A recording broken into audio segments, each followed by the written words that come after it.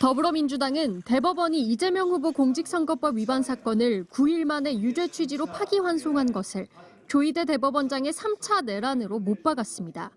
조 대법원장의 책임론을 꺼내들고 비상계엄에는 입을 닫더니 이재명 사건에는 군사작전같이 속전속결로 선고했다며 국회 청문회는 물론 국정조사와 특검까지 전방위적인 압박을 예고했습니다.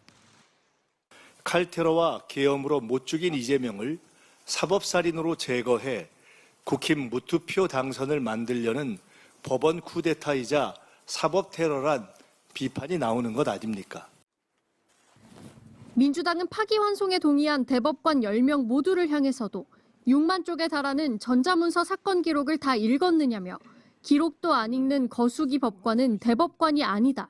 국민 앞에 답변할 수 없다면 공개 사죄하고 자진 사퇴하라고 압박했습니다. 앞으로 남은 고등법원의 판단을 우려한 듯 사법부 대선 개입 저지 특위를 만들어 국민 대토론회를 열겠다는 방안과 함께 내란 특별재판소 설치와 대법관 증언 문제도 국민적 논의에 붙이자고 몰아붙였습니다. 다만 민주당은 3시간가량 이어진 비상의원총회 끝에 사법부 정치 개입은 분명하지만 방법론에서 의견이 갈렸다며 조희대 대법원장 등에 대한 탄핵을 당장 추진하는 것은 보류하기로 했습니다. 목에 칼이 들어올 때까지 탄핵이라는 가장 최후의 수단을 가동하면 안 된다라는 신중론이 일부 있었습니다. 또 민주당은 오는 15일로 잡힌 이재명 후보의 파기환송심 첫 공판기일 지정에 대해 취소를 요구하기로 했습니다. 앞서 국민의힘 김문수 대선 후보는 민주당의 대법원장 탄핵 움직임에 반드시 응징하겠다며 곧바로 맞불을 놨습니다. 히틀러보다 더하고 김정은이 대법원장을 탄핵했다 소리 못 들었죠. 시진핑이 이런 일이 있었습니까? 저는 스탈린도 이런 것 한 이야기는 들어본 적이 없고요. 국민의힘은 민주당이 묻지마 범죄자의 흉기 난동처럼 탄핵을 휘두르고 있다며 이재명 방탄을 위한 집단 광기이자 의회 쿠데타이고 사법부마저 발 아래 놓겠다는 거대 정당의 겁박이라고 맹비난했습니다. MBC 뉴스 김지인입니다. 네, 일단 탄핵 추진은 보류가 됐지만 민주당의 대응이 상당히 거센데 그 배경을 분석해 볼까요? 네, 자칫하면 법원 판결로 이재명 후보가 낙마할지도 모른다. 이런 강한 위기감이 작용했기 때문으로 풀이됩니다. 민주당은 대법원의 졸속 선고에 위헌, 위법한 절차적 하자가 넘쳐난다고 보고 있습니다. 전례가 없는 속전속결 선고에 법리시민 대법원이 법리 판단을 넘어서 사실 판단까지 한 것, 또 수만 장의 사건 기록을 모두 읽어보지 않고 판단한 것 모두 다 탄핵의 사유가 된다는 겁니다. 박찬대 상임총괄선대위원장은 호시탐탐 부활을 노리는 내란 세력이 준동하고 있다는 표현을 썼고요.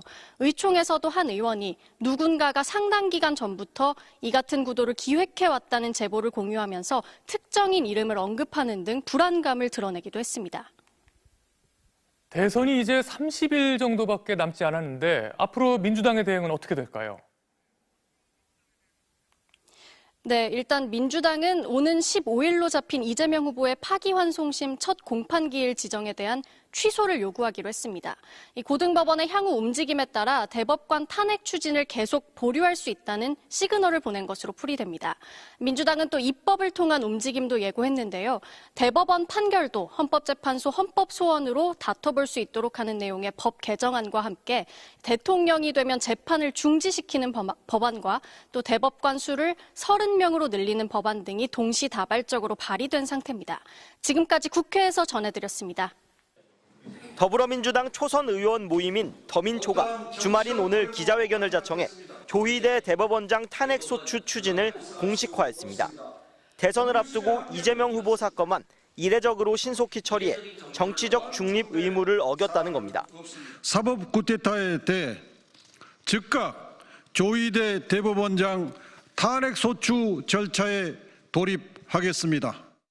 대법관들이 불과 9일 만에 7만 쪽에 달하는 사건 기록을 읽었는지조차 의심스럽다며 파기환송심 재판부는 통상적인 절차를 따르라고도 경고했습니다. 더민초는 지도부와 상의한 건 아니지만 초선 70명의 공통된 뜻이라고 강조했습니다. 역시 초선으로 원내대표 비서실장인 정진욱 의원은 대법원 판결도 헌법재판소의 헌법소원 대상에 포함시킨 헌재법 개정안을 추진하고 나섰습니다. 대법원 위에 헌재를 두는 4심제를 도입하는 건데 이 후보 재판도 대상이 될 수 있습니다. 이재명 후보는 강경 기조에 거리를 뒀습니다. 대법관 탄핵시키세요, 대표님! 대표님 잠깐만요. 뭘 하라고요? 조희대 탄핵시켜주세요! 당에서 잘 알아나겠죠. 다만 SNS를 통해 파기환송심의 독립적인 재판을 강조한 판사 출신 최기상 의원의 글을 공유하며 힘을 실었습니다.